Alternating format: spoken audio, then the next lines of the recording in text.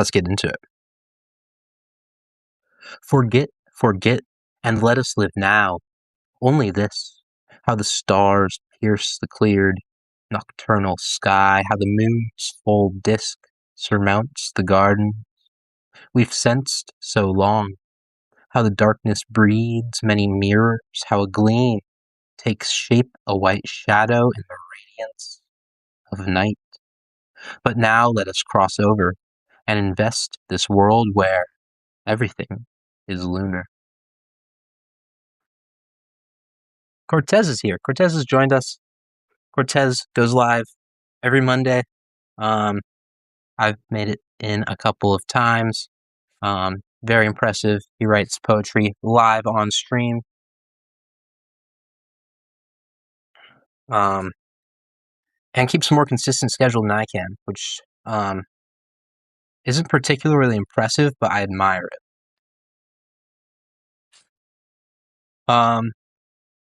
Let's continue with these untitled Rilke poems. This one's awfully short. You don't know nights of love? No. Petals of soft words float on your blood. No secret planes on your body throb with memories like eyes.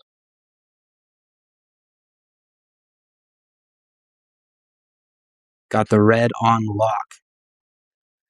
Yes, Cortez chasing red with the red moleskin. It's a theme. It's a brand. How else are you gonna market yourself as an author? Complemented by red wine, of course. Okay. This is a prose poem, which is called Judith's Return. And I'm wondering if that is a reference to the story of Judith beheading the Assyrian king whose name vanishes before me. But I've been looking at a lot of Renaissance paintings recently, and many of them draw on that biblical story. Of course, I'm not going to be able to call on any artist names right now because I'm trying to think about it. But look up paintings of Judith beheading a king, and you'll see some cool stuff. Okay. Judith's Return. Sleepers, the damp on my feet is black still, indistinct. Do, they say, ah, that I am Judith, am coming from him. Out of the tent, out of the bed, out trickling his head. 3 times drunk in blood, wine drunk, drunk with incense work, drunk with me, and now sober as dew. Head held low over the morning grass, but I on my way high above, exalted, suddenly empty, brain, images draining away into the soil, but gushing into my heart all the breadth of the after deed. Woman in love that I am. Terrors have chased all the raptures into me. On me all places find their spot. Heart, framed heart. Beat on the countering wind.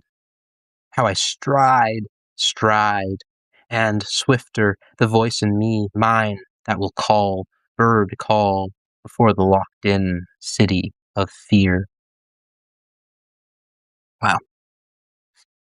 Adamander has joined us. Thank you. I've been seeing you around recently on Substack. Always nice to recognize a name.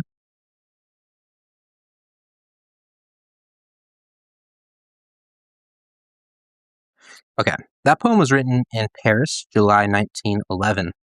So let's think about what Rilke was doing. I think he had not quite started work on the Duino elegies. And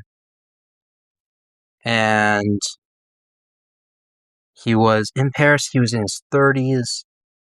He was probably visiting the Louvre. So he probably actually saw these Renaissance paintings of the story of Judith. And I'm wondering if examination of those led to this poem. Gracie, I'm live when you're busy. Yes, I am. Um, and it's just because I didn't want you to be here. So, my bad. Um, you should conform to my schedule, Gracie. And now we're gonna read To Lou Andreas Salome by Rilke. I held myself too open. I forget that outside not just things exist and animals, fully at ease in themselves, whose eyes reach from their lives' roundedness no differently than portraits do from frames, forget that I, with all I did incessantly crammed, looks into myself, looks, opinion, curiosity. Who knows? Perhaps eyes take shape in space and watch intensely. Ah, only as it plunges down to you does my face cease being on display, grows into you and twines on darkly, endlessly into your sheltered heart. As one puts a handkerchief before held in breath, no, no one presses it against a wound, out of which the whole of life in a single gush wants to stream. I held you to me, I saw. You turn red from me. How could anyone express what took place between us? We made up for everything. There was never time for. I matured strangely. In every impulse of unperformed youth, and you, love, somehow had wildest childhood over my heart. Memory won't suffice here. From those moments, there must be layers of pure existence on my being's floor, a masterpiece, a precipitate from that immensely overfilled solution. For I don't think back. All that I am moves me because of you. I don't invent you in sadly cooled off places from which you've gone away. Even your not being there is warm with you and more real and more than a privation. Too often longing arcs out into vagueness. Why should I fling myself when, for all I know, your influence falls on me, gently like moonlight on a window seat? Duino, late autumn, 1911. Hmm. He was a traveling man, Paris to Duino, which isn't that far, but still. Yes, Adamander. These are all Rilke. We are reading from the Edward Snow collected poems of Rilke, um, which is absolutely wonderful. I really like the Edward Snow translation. Excuse me, especially of the sonnets to Orpheus, because you can compare a lot of the sonnets between translations, um, and I think these are especially wonderful. I haven't read the Penguin edition. I'm curious to see what that would be like. I don't know what the Penguin edition is like, but with German parallel text, that makes it nice.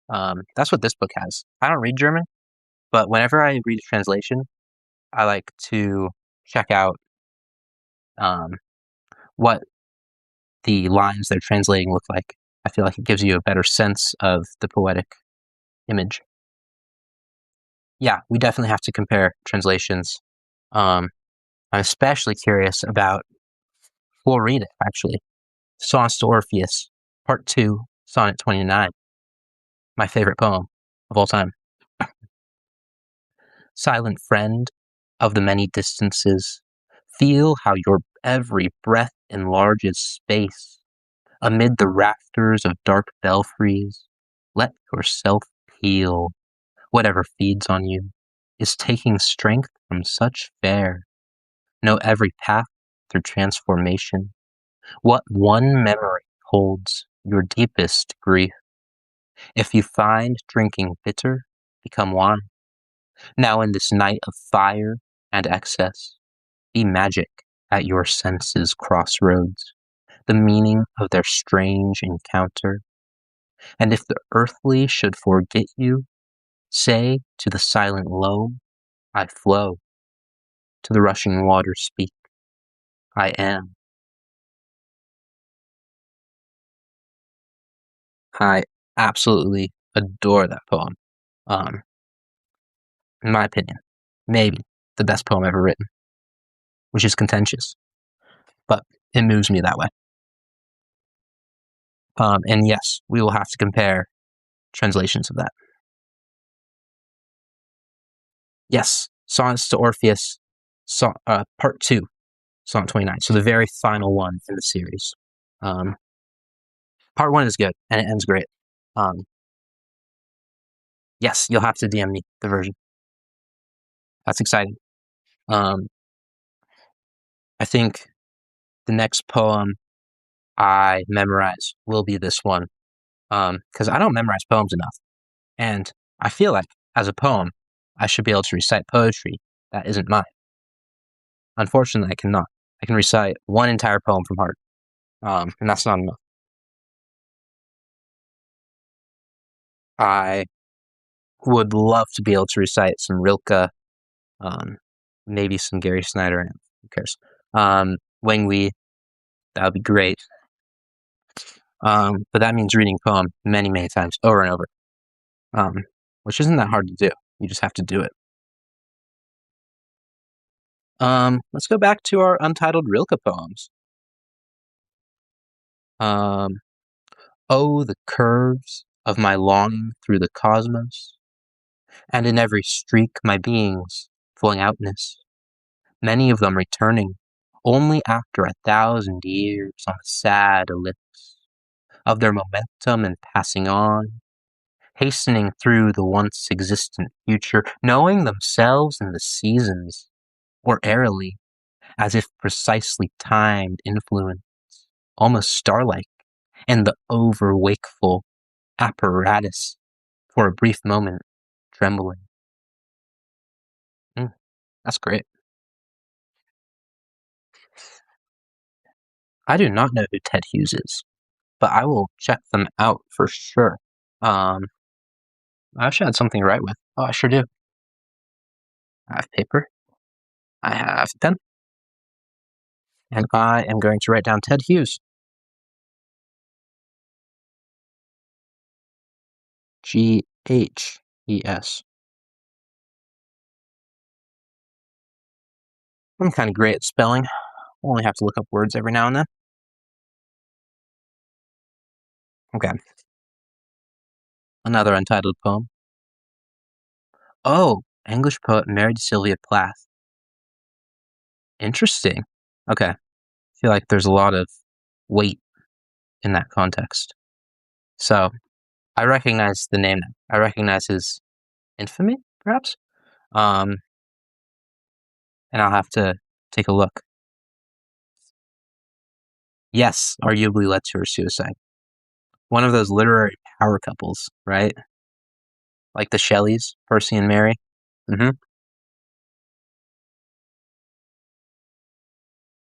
Okay. All the Plath fans despise him, but admit he's a good poet, which is fair. I feel like I'd have to get further into the Sylvia Plath lore to make my own opinion about that, but it's fascinating. It's a worthwhile reason to read him and see what he's all about. What did he think? What type of person was he?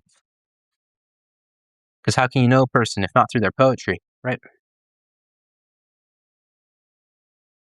Kind of. I guess any sort of writing can be ingenuine, sadly enough. Okay.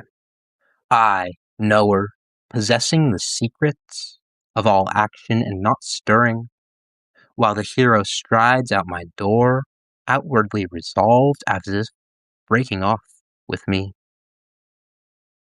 Written in Rhondda, beginning of January 1913.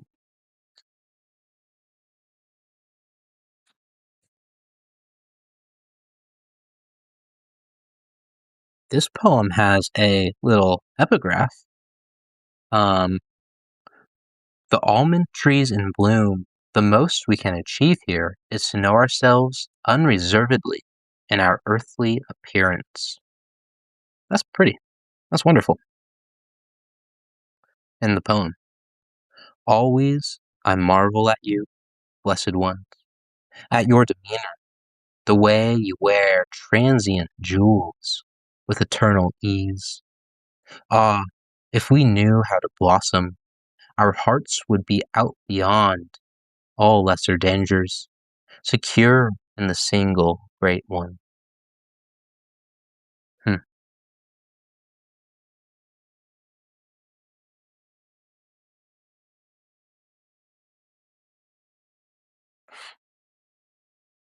Ted Hughes biography. Yeah, I think biographies of writers can be interesting because I think great writers are interesting people generally. Like, you kind of have to be a somewhat interesting person to create interesting art, I think. I mean, as a rule of thumb, it's not a universal truth.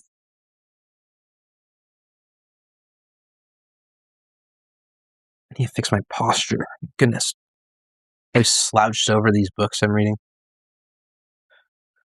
Gonna have a bad back from just being a reader. What a tragedy.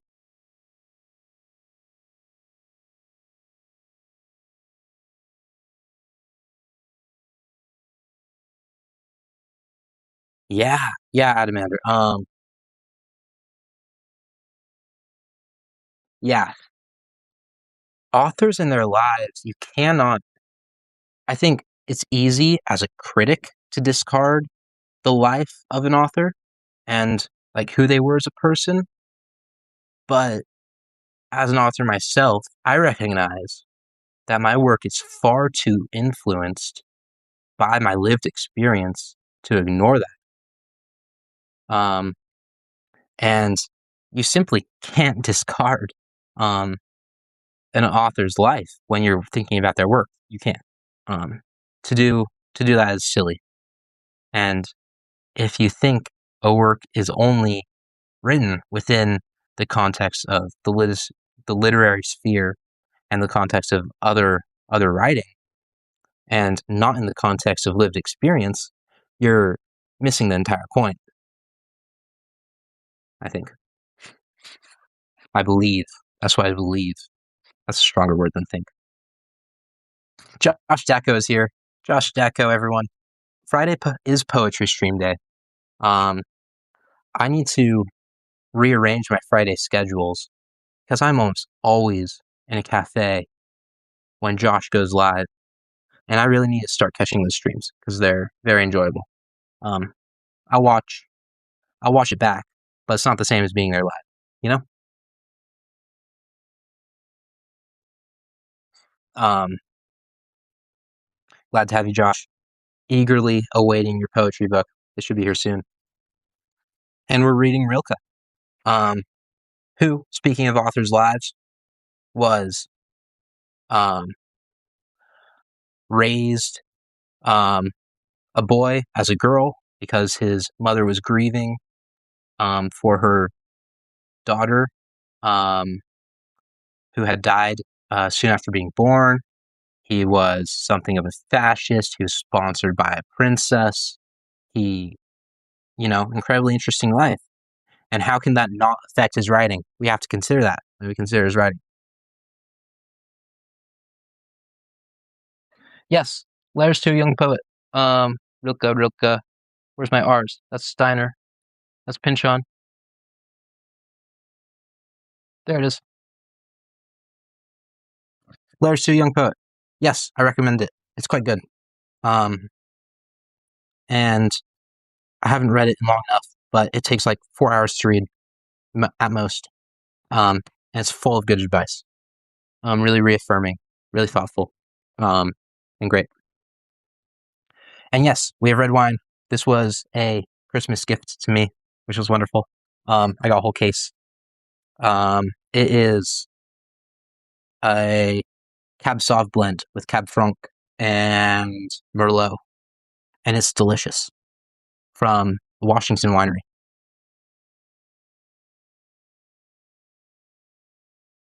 Actually, funny story. So this was a gift from some family members, and they gifted it to me specifically because I go live and read poetry and drink wine. Um, So they really are sponsoring this show. Um, and thank you to them. Alex Sari is here and Michael Burr. Thank you guys. We're reading some Rilke. We're drinking some red wine. A Cab Sauv, Cab Franc blend. Merlot. I don't know much about wine. I like it. I know I like Merlot. So here I am. Another side tangent. When I was guiding as a raft guide on the river, our company did wine and food trips. And every time they would partner with a different local winery. Oh my goodness. It was wonderful. It's, yeah, ecstasy. Even if you're working in 100-degree heat on the river all day. Just, yeah, wonderful wine. So that was fun. But digressions aside, I will read some more poetry. This is the Spanish trilogy by Rilke. Excuse me. From this cloud, look, that so wildly covers the star that was just shining, and from me, from this handful of hills which now holds night and its winds awhile, and from me, from the stream on the valley's floor which catches the gleam of torn sky clearings, and from me and from all of this, Lord, to make a single thing, from me and that night breathing with which the herd put up in fold waits out the great dark cessation of the world, from me and from every light amid the darkness of the many houses, Lord, to make one thing from the strangers for I know no, Lord, and from me to make one thing from those sleeping, the strange old men in the hospice who cough out importantly in their beds, from sleep-drunk children on such a foreign breast, from many vaguenesses, and always from me alone and all that I don't know, to make the thing, Lord, Lord, Lord, the thing that cosmic terrestrial, like a meteor, gathers in its gravity, only the sum of flight, weighing nothing, but finally arrive. Why must a man go about and take unknown things so much upon himself, the way perhaps a porter hefts from stall to stall the market basket that keeps on filling up while he, weighed down, must follow, and can never ask, Master, why this feast? Why must a man stand here like a shepherd, so exposed to the excess of influence? Involved so in this space full of happening, that, merely leaning against a tree in the landscape, he'd have his fate nothing else to do, and yet lacks in his always too open gaze the quiet solace of the herd, has only world in each upward glance, world each time his eyes look down, what in others gladly takes up resistance, shoots through his blood like music, blindly, inhospitably, changing and passing on. At night, then he gets up and has the call of birds from outside deep within him, and feels bold, since he takes all the stars into his sight, gravely. Oh, not like one who shapes this night for his beloved, so he can gladden her with heart-filled skies. But may I, when alone again, I have the city's crush, and tangled noise scheme, and the fur of its traffic all around me. May I, above the mindless swirl, recall sky and the gentle mountain rim, on which that far-off herd curved homeward. May my spirit be hard as rock, and the shepherd's life to me seems possible, the way he drifts and turns brown in the sun, and with a practiced stone throw mends his flock whenever it frays. Steps slow, not light, his body pensive, but in his standing there, majestic, Even now, a god might enter this form and not be lessened. He lingers for a while, then moves on, like the day itself, and shadows of the clouds pass through him, as though space were slowly thinking thoughts for him. Make of him what you will, like a wind-whipped night flame. In the lamp's mantle I place myself in him. A flare grows steady. May death less darkly find its way. Wow. Hmm. Even now a god might enter this form and not be lessened. Rilke gives so much power to the shepherd and the flock, and the ambiguity in the poem of the stars and the sheep, and the emphasis on the internal, um, the fusion from the self, um, as if the stars are a reflection of the self almost, um, which takes on a certain philosophy, Rilke does, which is really fascinating. Um, Almost an idealistic philosophy, um, maybe solipsistic, um, if I had to describe a name, where the world, the stars, the beauty of it is based on the self. And we see that when he compares a god might enter this form and not be lessened, the form of the shepherd. And then we see Rilke say he places himself in him and therefore compares himself to a deity, which is really fascinating. Yeah, beautiful. Josh, this is the Edward Snow collection, The Poetry of Rilke.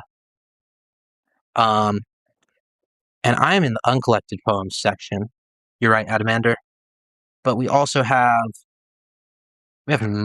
a lot of Rilke's poems in here. We start with the Book of Hours, which was one of his first collections. We have a few other collections, several hundred pages of poetry, before we get to the Duino elegies, which are absolutely worth reading, borderline life-changing, and then the Sonnets to Orpheus. And it's really interesting as a poet to see that Rilke spent 10 years on the Duino elegies. And then he spends 2 days writing the Sonnets to Orpheus.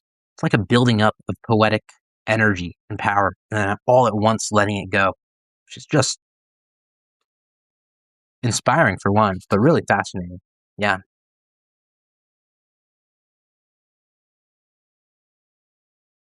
Yes, Adamander asked about biblical perspectives. Rilke undeniably incorporates biblical imagery and themes into his writing. But what's really interesting, and this is why we need to discuss the life of the author when we're talking about their work, is that Rilke, while raised Catholic, was not practicing. Um, he didn't really go to church. He was more mystical, more of a mystic than anything. Like mystic German poetry, I guess, would be his genre that he mastered and created.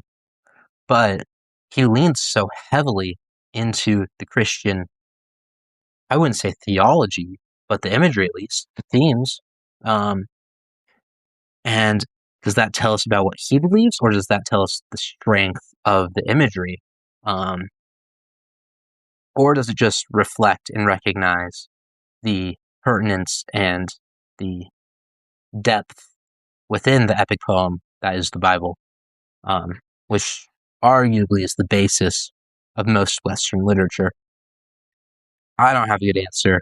I'm not a theologian or really a literary critic, um, but it is really interesting to think about, and something worth bearing in mind as you read Rilke. because he seems to exist in these contradictions. Like, he's not really Catholic, but he writes an awful lot about Catholic ideas. Um, and the idea of like the terrible angel comes from the Duino elegies, elegy number one. Um, and that is like iconic imagery. Um, yeah, I flipped right to it. Every angel is terrifying, he writes. And so I grip myself and choke down that call note of dark sobbing. And whom can we turn to in our need? Not angels, not humans. And the sly animals see at once how little at home we are in the interpreted world. And maybe that's our answer. We're not home in the interpreted world. We can't gain answers by interpreting. What's your word for that, Josh? Divination through poetry? Because that's what we just did. We just did a little bit of that. Yeah, Josh, he was almost certainly in Vienna. Um, he lived from 1845 or 75, sorry, to 1926. So he wrote the Duino Elegies and Songs to Orpheus right after the end of World War One, and then died. But he would have been all over Europe and Germany and the Ottoman Empire during, um, or Holy Roman Empire, excuse me, during the Golden Age of Vienna. Yes, Stickomancy. We just did Stickomancy live on stream. You saw the effects. It gave us answers. We flipped right to the first elegy, and we learned that we are not at home in the interpreted world, and that answers all of our questions about interpretation.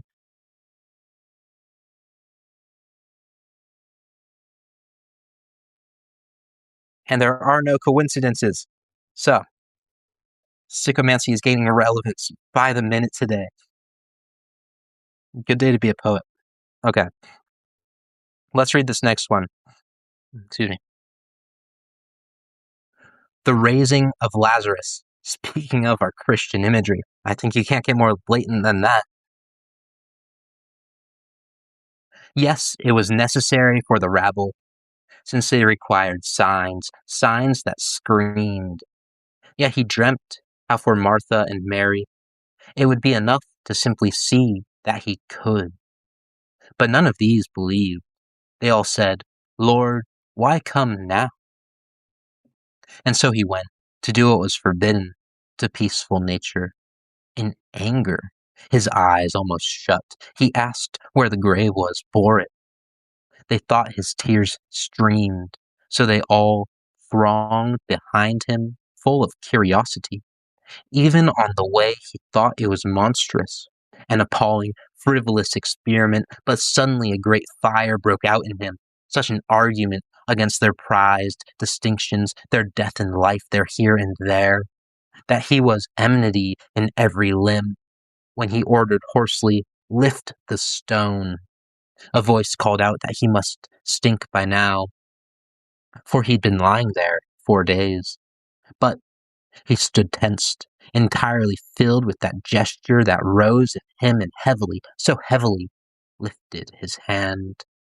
No hand ever raised itself this slowly, with this much weight, until it stood there, shining in the air and clenched into an upraised fist. For he dreaded now all the dead might come rushing back through the suction of that tomb, where the thing had started writhing lava-like out of its stiff reclining, but then just a simple figure stood there, crooked in the daylight, and one witnessed, indiscriminate, vague life accepted.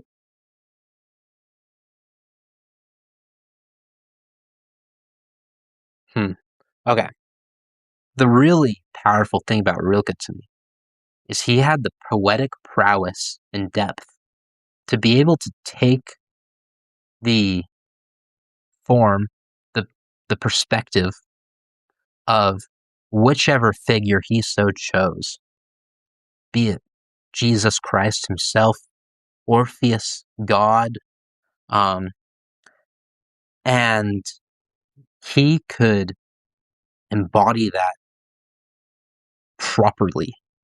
Maybe not properly, but without making it, fully uncouth, so to speak.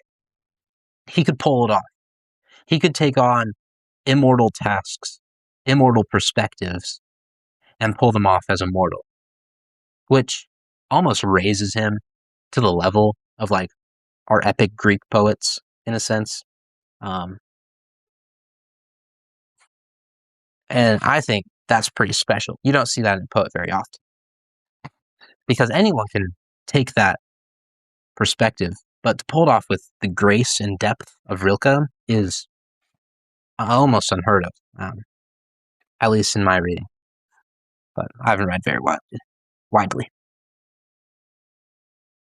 Hmm. And now we have the spirit Ariel after reading Shakespeare's Tempest. Once, long ago, somewhere you freed him with that same jolt with which, as a young man, you tore yourself toward greatness, away from all regard. He became willing, and ever since he serves, poised for freedom after every deed, and half imperiously, half ashamed, you inform him that for this and that you still require him, and, you must tell again that story of how you helped him, and yet you feel yourself how everything that you keep back through him is missing from the air. How sweet and almost tempting to let him go, and then no longer conjure, enroll fate like all the others, to know that his light friendship now, without any strain, nowhere any obligation, an adjunct to this breathing's space is at work in the element unthinkingly, henceforth dependent no longer with that gift to shape the dull mouth into the call at which he came, powerless, aging, poor, yet breathing him like incomprehensibly far flung, scattered fragrance by which alone the invisible is made complete.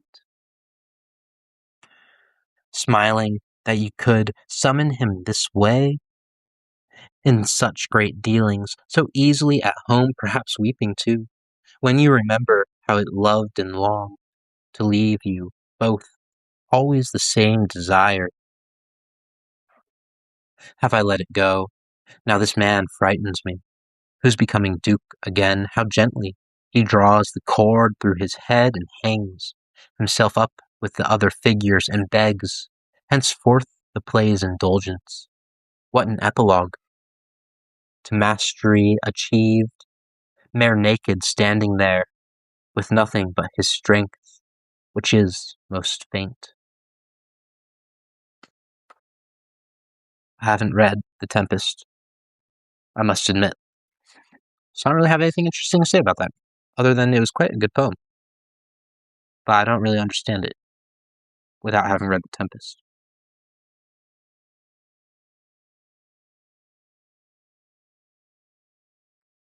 Thanks for joining, Adamander.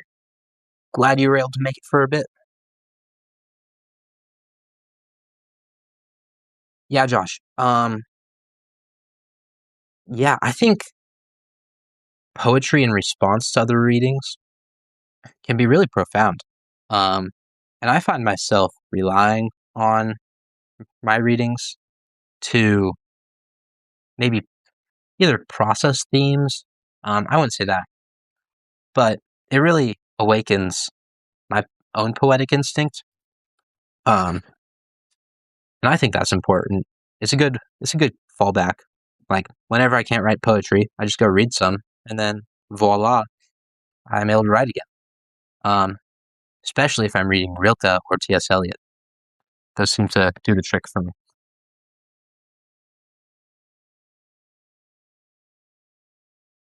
Yeah, a poem is far better than an essay because an essay is thinking, a poem is feeling, and art is for feeling.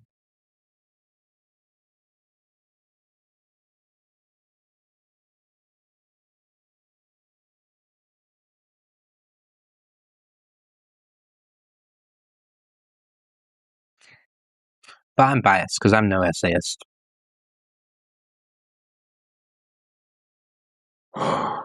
Okay, let's read a couple more of these nice, short, unnamed poems. We don't know what we spend. All that is named is past, and each being invents itself at the last second, and will hear nothing, hints of signals. Barely a leaf turns, but by now we've changed. We disavow, smile, already lack all sense of yesterday's good fortune, and the goddess herself sways above us. Hmm.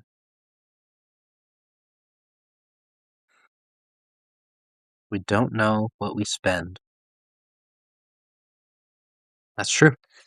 We do not know what we spend. Um, yeah, Josh, mixing the two can be very effective. I think as long as you are not explaining the poem so much as providing context and thoughts, like circumstantial and almost tangential to the poem, which you do very well, I've noticed. And I'm always interested in your poems because you have a lot of interesting experiences. Um, and I've found myself starting to write a little bit of prose, a little bit of essay alongside my poetry. Um, not because I think I need to explain my poetry so much as I like to add some thoughts here and there and add some comparison and some reference. Um, maybe some insight into my process. If people are interested in that, who knows? Um, but I have thoughts I want to share. So essays are the thing for that. Another untitled poem. You must suffer long, not knowing what, until suddenly, out of bitterly chewed fruit, your suffering's taste comes forth in you. Then almost instantly, you'll love what's tasted. No one will ever talk you out of it.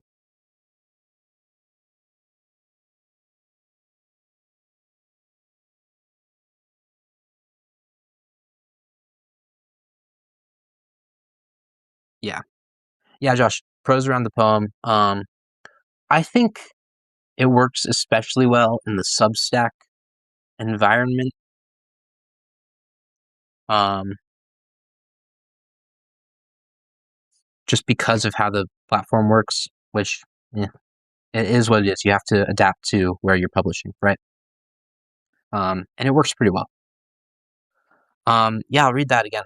Um, you must suffer long, not knowing what, until suddenly out of bitterly chewed fruit, your suffering's taste comes forth in you. Then almost instantly you'll love what's tasted. No one will ever talk you out of it. Out of the bitterly chewed fruit, your suffering's taste comes forth in you. Then almost instantly you'll love what you taste. That is a profound line.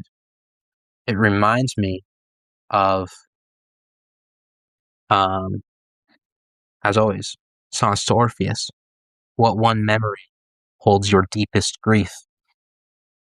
Hmm. And then we also get these like almost this Jungian psychology out of it, with the shadow of yourself coming to taste that darkness, and then come to love what's tasted, um, come to accept your own bitterness. Hmm. Wow, it's a 5-line poem, but so profound, and that's also the power of Rilke. Just perfect clarity. Hmm. One last one. Unknowing before the heavens of my life, I stand and wonder. Oh, the great stars, the rising and going down. How quiet, as if I didn't exist. Am I a part? Did I abjure the pure influence? Do high and low tide alternate in my blood according to this order? I'll cast off all wishes, all other links, accustomed my heart to its remotest space. Better it live in the terror of its stars than in a dream of refuge, soothed by something near. Better it live in the terror of its stars than in a dream of refuge, soothed by something near. That is an insane line. Wow. Unknowing before the heavens of my life, I stand in wonder. What? Paris, early 1913. Dude, that's a. And that poem doesn't even have a title. Rilke's standards are just nuts.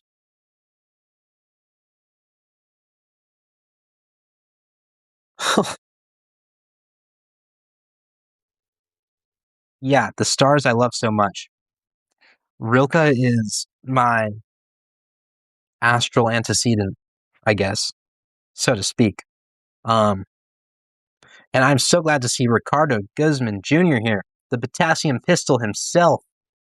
Um, oh, now I'm thinking about Gravity's Rainbow, where they're growing the bananas in the glass palace in London, in Crystal Palace.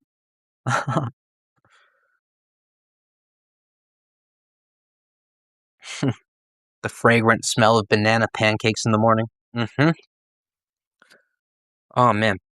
So glad to see you, Ricardo. I'm just finishing up. We've been reading for the better part of an hour now. Um, and yeah, I am always glad to read some Rilke. Um, because there's always something to gather from any of his poems. So much depth, so much thought, and on a craft level, always learn something from him. The miasma. Yes, Ricardo. Mm. A screaming comes across the sky, but there is nothing to compare it to now. I feel like whenever I want my copy of Gravity's Rainbow, it is away from me. Right now, it's on campus in a lit journal office, which is tragic. And I need it at home where I can reference it exhaustively. I need to reread it, honestly, because I've only read it once. I feel like there's so many books I need to reread and so little time. But, oh well, I'll get there. Thank you, everyone, for joining Poetry After Dark. Um, appreciate you all. Be poetic. Something. I don't know. Bye.